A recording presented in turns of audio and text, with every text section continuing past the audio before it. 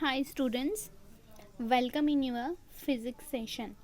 In this session, we are going to study about the topic expansion and contraction of solid. कोई solid substance और किसी solid substance का किस तरह expansion होता है और contraction होता है, ये हम आज की क्लास में स्टडी करेंगे. So let's start. But expansion and contraction को स्टडी करने से पहले हम एक एक्टिविटी को और एक एक्सपेरिमेंट को स्टडी करते हैं. सी, उसके लिए हमें apparatus चाहिए, a metal ring, metal ball और एंड अ बर्नर. एक मेटल रिंग, एक मेटल बॉल एंड एक बर्नर चाहिए. एक्टिविटी कर लेते हैं पहले क्या है. Take a metal ring and metal ball of such a size that ball just passes through a ring. हमें एक मेटल रिंग और एक मेटल बॉल तो लेना है, बट मेटल बॉल हमें इस तरह से लेना है कि वो रिंग से पास हो जाए, मतलब वो इजीली रिंग से पास हो रहा है. तो हमने यहाँ पे एक मेटल बॉल लिया है और एक मेटल रिंग ली है. तो ये मेटल बॉल इस मेटल रिंग से पास हो रहा है. अब हमें क्या करना है, अब इस बॉल को, इस मेटल बॉल को हमें हीट करना है and then it pass through the ring. अब हीट करने के बाद क्या वो रिंग मेटल रिंग से पास होगी? नो, ये मेटल बॉल इस मेटल रिंग से पास नहीं होगी आफ्टर हीटिंग. तो ये क्यों होता है? यही है सॉलिड का एक्सपांशन एंड कॉन्ट्रैक्शन. तो इसमें क्या एक्चुअल प्रोसेस हो जाती है कि हीटिंग से पहले मेटल बॉल रिंग से तो पास हो रहा है, बट हीटिंग के बाद मेटल बॉल मेटल रिंग से पास नहीं हो रहा है. तो ये जो रिंग है, मेटल बॉल है, वो हीटिंग के बाद एक्सपांड होता है, मतलब इसकी साइज बढ़ जाती है. पहले इसकी जो साइज़ थी, हीटिंग के बाद उसकी साइज़ में थोड़ी इंक्रीज होगी. तो इसकी वजह से वो मेटल रिंग से पास नहीं होगा. This is the expansion of solid substance. And जब वो कूल होगा, मतलब उसकी हीट कम हो जाएगी, उसका टेम्परेचर कम हो जाएगा, तो एक कॉन्ट्रैक्ट हो जाएगा, ये मेटल बॉल कॉन्ट्रैक्ट हो जाएगा, सॉलिड सब्सटेंस कॉन्ट्रैक्ट हो जाएगा और वो फिर से इस मेटल रिंग से पास होगा.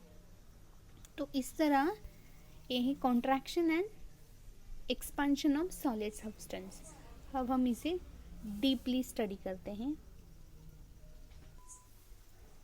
सी, किस तरह कोई सॉलिड सब्सटेंस की साइज बढ़ जाती है आफ्टर हीटिंग, मतलब वो कैसे एक्सपांड होता है.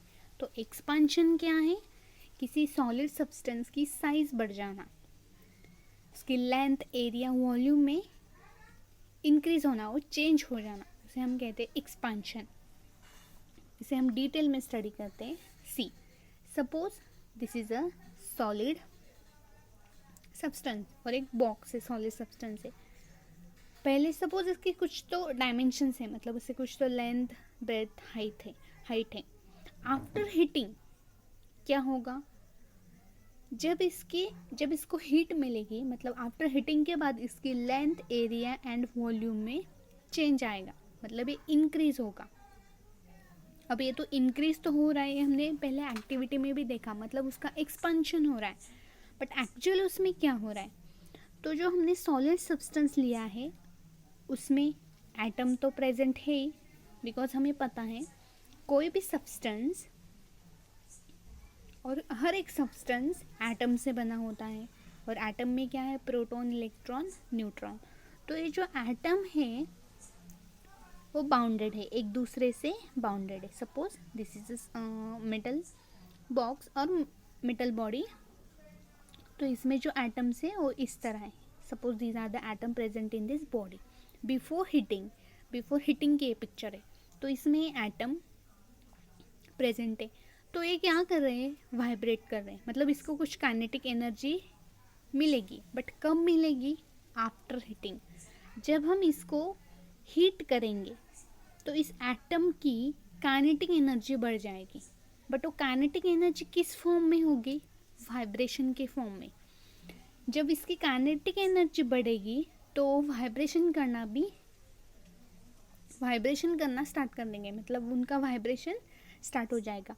और जब वो वाइब्रेट करने लगेंगे तो इनके बीच का स्पेस बढ़ जाएगा, मतलब उनमें स्पेस बढ़ जाता है। जब वो वाइब्रेट करने लगते हैं उनकी काइनेटिक एनर्जी बढ़ती है, मतलब वो काइनेटिक एनर्जी किस फॉर्म में होती है, वाइब्रेशंस के फॉर्म में। तो वो वाइब्रेट करने लगते हैं ये एटम और इनके बीच में स्पेस बढ़ जाती है। इसकी वजह से इनकी साइज़ इंक्रीज़ होती है और उनके एरिया में, वॉल्यूम में इंक्रीज़ होती है, मतलब उसके डायमेंशंस चेंज होते हैं। तो इस तरह किसी सब्सटेंस का एक्सपांशन होता है। एक्सपांशन मीन्स उसके लेंथ, एरिया, वॉल्यूम में इंक्रीज होती है after heating. So first question for the homework is what is the expansion of solid substance. What is the expansion of solid substance. देखिए, एक cool substance है और एक hot substance है। Suppose इसका टेम्परेचर कुछ तो है 20 डिग्री सेल्सियस, 20 डिग्री सेंटीग्रेड, ठीक है, और इसका टेम्परेचर कुछ ज़्यादा है 40 डिग्री सेंटीग्रेड। एक कोल्ड सब्सटेंस है और एक हॉट सब्सटेंस है।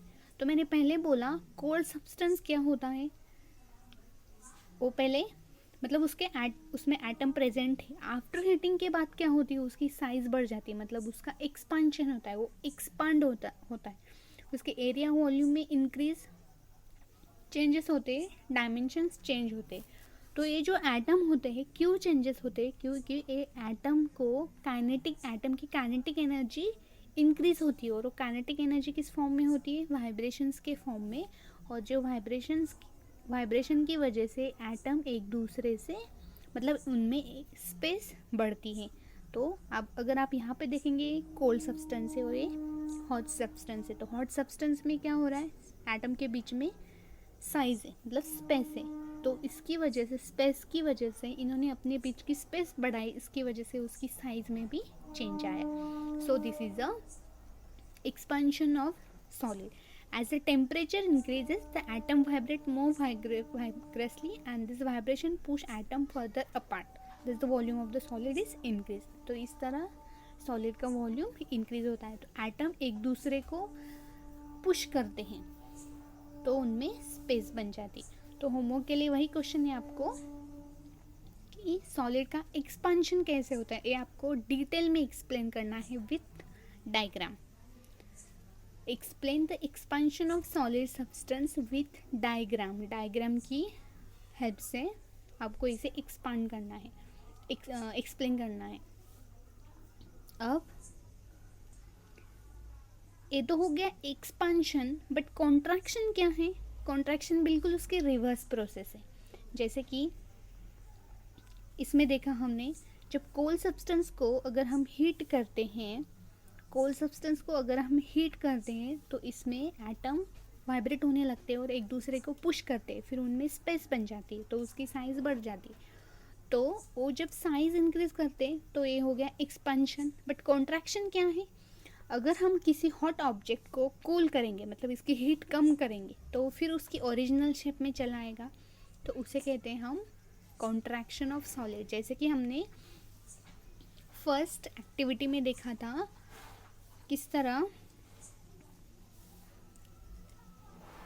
तरह रिंग पहले मेटल बॉल कैसे मेटल रिंग से पास हो रहा था, बट आफ्टर हीटिंग ये वो पास नहीं कर रहा था। क्यों, क्योंकि इस बॉल की साइज बढ़ गई, इसके डायमेंशंस चेंज हो गए, उसके एटम जो है जो एक दूसरे को वाइब्रेट करने लगे हैं, एक दूसरे को पुश करने लगे हैं और उनमें स्पेस बन गई है। इसकी वजह से इसकी साइज में चेंज आया है। सो इसकी वजह से ये एक्सपांड हो रहा है। और वही अगर हम इसकी रिंग को कूल करेंगे, मतलब इसका टेम्परेचर कम करेंगे, हीट कम करेंगे, तो वो इजीली रिंग से पास होगी। So this is a contraction of solid substance.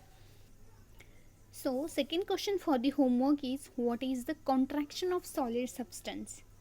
Contraction of solid substance क्या है और आपको इसे एक्सप्लेन करना है डिटेल में। हम इसका एक एग्जाम्पल देखते हैं।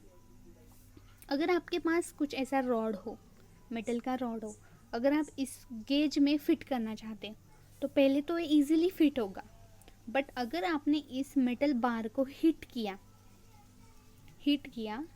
तो ये इसमें गेज में फिट नहीं होगा। क्यों फिट नहीं होगा? क्योंकि इस मेटल बार के डायमेंशंस चेंज हो गए, उसकी लेंथ, एरिया, वॉल्यूम में चेंजेस आए। क्यों चेंजेस आए? Just because of solid expansion और एक्सपांशन ऑफ सॉलिड सब्सटेंस। तो इसका एक्सपांशन हो गया, मतलब इसके एटम वाइब्रेट होने लगे हैं, इनकी काइनेटिक एनर्जी बढ़ गई है, इसके एटम एक दूसरे को पुश करने लगे, इनमें स्पेस बन गई है और इनकी साइज में इसकी साइज़ इंक्रीज़ हो गई। तो इसकी वजह से वो मेटल बार गेज में फिट नहीं होगा। बट इसी बार को अगर आपने कूल किया, उसकी हीट कम कर दी, तो इजीली पास हो जाएगा। This is the expansion and contraction of solid substance.